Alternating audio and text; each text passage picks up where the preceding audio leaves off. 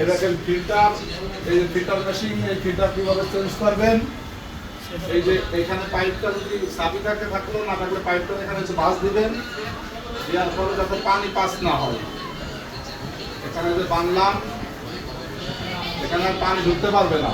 এবার এই পাইপটা মানে কল ছেড়ে দিলে সহজ হবে, মানে প্রেশার থাকে, এখানে প্রেশার থাকবে না। এবার আমি আস্তে করে মোড় দিলে এই যে খুলে যাবে। এবার ভিতরে যেটা আছে এটাকে ফেলে দিতে হবে, এটা নোংরা হয়ে গেছে, আমার চলবে না। এই যে ভিতরে দিলাম, একটু ফলাই নেবেন পানি দিয়ে, একটু ফলাই নেবেন। এই যে ফলাই নেওয়ার পরে এবারে যে ফিল্টারটা আছে ফিল্টারটাকে খুলবেন, এই যে খুলবেন, উপরে কাগজটা ফেলে দিয়ে এর ভিতরে দেখবেন এই যে বসাবেন।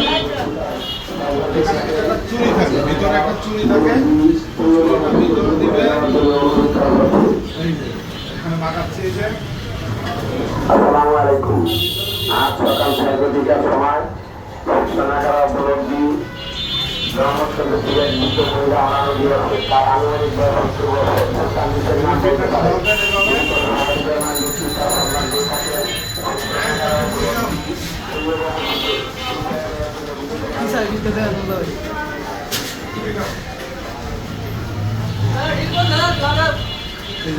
এই যে লাগালাম পিপিটা, এই যে এটা খুলে দিলাম।